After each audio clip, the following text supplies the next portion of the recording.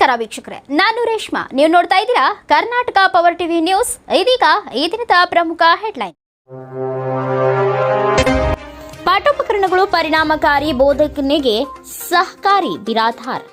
ರಾಯಚೂರು ತಾಲೂಕಿನ ಸರ್ಕಾರಿ ಪ್ರೌಢಶಾಲೆ ಉಡುಮಗಲ ಖಾನಾಪುರದಲ್ಲಿ ದಿನಾಂಕ 22/7/2024ರಂದು ರಾಜ್ಯ ಶೈಕ್ಷಣಿಕ ಯೋಜನೆ ನಿರ್ದೇಶನ ಮತ್ತು ಶಿಕ್ಷಣ ಇಲಾಖೆ ರಾಯಚೂರು ಇವರ ನಿರ್ದೇಶನದಂತೆ ಪಾಠೋಪಕರಣಗಳ ದಿನ ಕಾರ್ಯಕ್ರಮವನ್ನು ಜರುಗಿತು. ಈ ಕಾರ್ಯಕ್ರಮದಲ್ಲಿ ಪಾಲ್ಗೊಂಡಿದ್ದ ಶಾಲೆಯ ಕನ್ನಡ ಕಲಾ ಶಿಕ್ಷಕರು ಹಾಗೂ ಜಿಲ್ಲಾ ಕನ್ನಡ ಸಾಹಿತ್ಯ ಪರಿಷತ್ತಿನ ಸಹ ಕಾರ್ಯದರ್ಶಿಯಾದ ಡಾಕ್ಟರ್ ದಂಡಪ್ಪ ಬಿರಾದಾರ್ ಮಾತನಾಡ್ತಾ, ಇಂದು ನಮ್ಮ ಶಾಲೆಯಲ್ಲಿ ಶಿಕ್ಷಣ ಸಪ್ತಾಹ ಕಾರ್ಯಕ್ರಮದ ಅಂಗವಾಗಿ ಪಾಠೋಪಕರಣಗಳ ದಿನ ಆಚರಣೆ ಮಾಡಲಾಗುತ್ತದೆ. ಶಿಕ್ಷಕರು ಮಕ್ಕಳಿಗೆ ಪಾಠ ಬೋಧನೆ ಮಾಡುವಾಗ ಇವುಗಳನ್ನು ಬಳಕೆ ಮಾಡಿದರೆ ವಿದ್ಯಾರ್ಥಿಗಳಿಗೆ ಸುಲಭವಾಗಿ ಅರ್ಥವಾಗುತ್ತವೆ. ವಿದ್ಯಾರ್ಥಿಗಳಿಗೆ ವಿಷಯವನ್ನು ಅರ್ಥ ಮಾಡಿಕೊಳ್ಳಲು ಇವುಗಳ ಬಳಕೆ ಬೋಧನೆಯ ಸಮಯದಲ್ಲಿ ಪ್ರತಿಯೊಬ್ಬ ಶಿಕ್ಷಕರು ಮಾಡುತ್ತಾರೆ ಹಾಗೂ ಶಿಕ್ಷಕರ ಪರಿಣಾಮಕಾರಿ ಬೋಧನೆಯಲ್ಲಿ ಪಾಠೋಪಕರಣಗಳ ಅತ್ಯುತ್ತಮ ಸಾಮಗ್ರಿಗಳಾಗಿವೆ ಎಂದು ಡಾಕ್ಟರ್ ಬಿರಾದಾರ್ ಹೇಳಿದರು. ನಂತರ ವಿದ್ಯಾರ್ಥಿಗಳು ತಮ್ಮ ಪಾಠೋಪಕರಣಗಳ ಕುರಿತು ಕನ್ನಡ, ಹಿಂದಿ, ಇಂಗ್ಲಿಷ್, ಗಣಿತ, ವಿಜ್ಞಾನ, ಸಮಾಜ ವಿಜ್ಞಾನ ವಿಷಯಗಳ ಕುರಿತು ಸಮಾಲೋಚನೆಗೊಂಡರು. ಈ ಸಂದರ್ಭದಲ್ಲಿ ಶಾಲಾ ಶಿಕ್ಷಕಿಯರಾದ ನಫೀಸಾ ಅಂಜುಮ್, ಪಾಂಡುರಂಗ ದೇಸಾಯಿ, ವೀಣಾ ಕುಲಕರ್ಣಿ, ಶಿವಲೀಲಾ, ಶ್ರೀಮತಿ ಸಾವಿತ್ರಿ, ಶಶಿಕಲಾ ಶಿಕ್ಷಕಿಯರು ಹಾಗೂ ವಿದ್ಯಾರ್ಥಿಗಳು, ಶಾಲಾ ಸಿಬ್ಬಂದಿಯವರು ಉಪಸ್ಥಿತರಿದ್ದರು. ನೀಲಕಂಠ ಕಾರ್ಯಕ್ರಮ ಆಯೋಜನೆಯಲ್ಲಿ ಸಹಕರಿಸಿದರು. ಅನಿತಾ ಎನ್ ಶಿಕ್ಷಕಿಯು ಸ್ವಾಗತಿಸಿದರು. ಪಲ್ಲವಿ ಶಿಕ್ಷಕಿ ಕಾರ್ಯಕ್ರಮದ ಕೊನೆಯಲ್ಲಿ ವಂದಿಸಿದರು.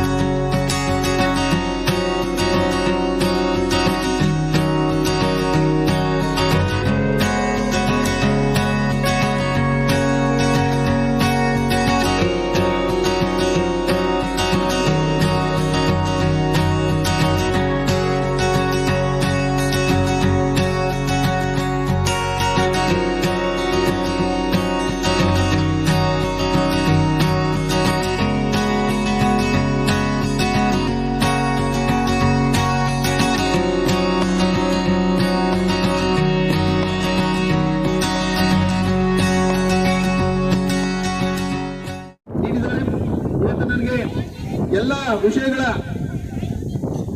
ಪಾಠೋಪಕರಣ ನಮ್ಮ ಶಾಲೆಯಲ್ಲಿವೆ.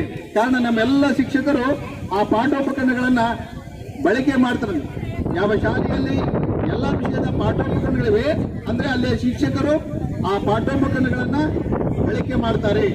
ಆ ಹಿನ್ನೆಲೆಯಲ್ಲಿ ಇವತ್ತ ಎಲ್ಲ ವಿಷಯಗಳು, ನಾನಿವತ್ತ ಸಮಾಜ ವಿಜ್ಞಾನ ಆಗಿರ್ಬೋದು, ಕನ್ನಡ ಆಗಿರ್ಬೋದು, ಇಂಗ್ಲಿಷ್ ಆಗಿರ್ಬೋದು, ಹಿಂದಿ ಆಗಿರ್ಬೋದು, ಜೊತೆಗೆ ಗಣಿತ ಆಗಿರ್ಬೋದು, ವಿಜ್ಞಾನ ಆಗಿರ್ಬೋದು, ಈ ಎಲ್ಲ ಭಾಷೆ ಮತ್ತು ವಿಷಯಗಳ ಕುರಿತು ನಿಮ್ಮ ಕೈಯಲ್ಲಿ ಇವತ್ತ ಅವುಗಳಿವೆ.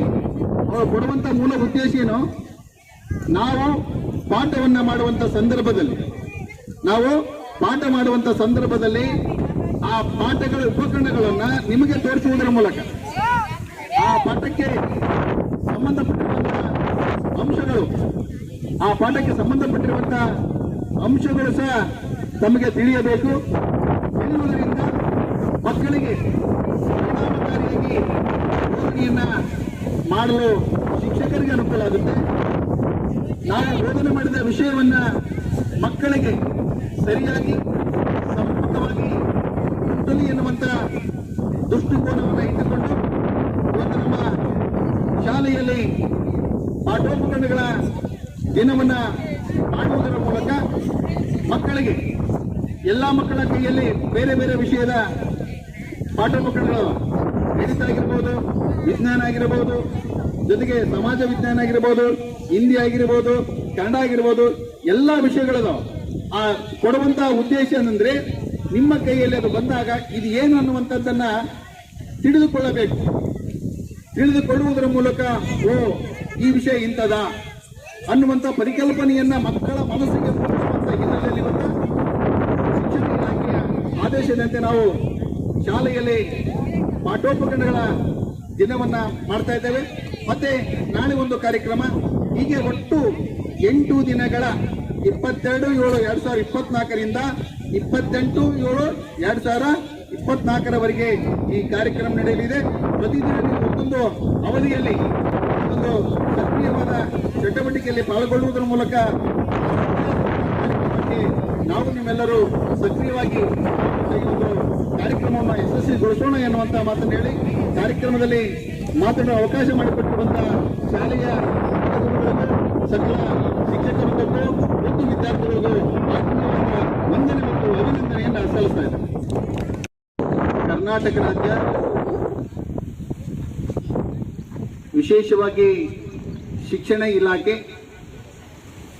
ಕೇಂದ್ರ ಸರ್ಕಾರದ ಶಿಕ್ಷಣ ವಿಭಾಗದ ಮಂತ್ರಾಲಯ ಸಂಸ್ಥೆಯವರು ಶಿಕ್ಷಾ ಸಪ್ತಾಹ ದಿನಾಂಕ 22/7/2024ರಿಂದ 28/7/2024ರವರೆಗೆ ಶಾಲಾ ಮಕ್ಕಳಿಗೆ 8 ಕಾರ್ಯಕ್ರಮಗಳನ್ನ ನೀಡ್ಯಾರ.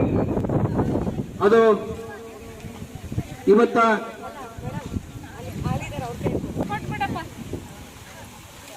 ಮೊದಲನೇ ದಿನವಾಗಿದ್ದರಿಂದ ಮಕ್ಕಳಿಗೆ ಪಾಠೋಪಕರಣಗಳ ಮಾಹಿತಿಯನ್ನ ಕೊಡುವಂತ ಕಾರ್ಯಕ್ರಮ. ನಮ್ಮೆಲ್ಲ ಶಿಕ್ಷಕರು ಈ ಒಂದು ಕಾರ್ಯಕ್ರಮದಲ್ಲಿ ಪಾಲ್ಗೊಂಡಿದ್ದಾರೆ.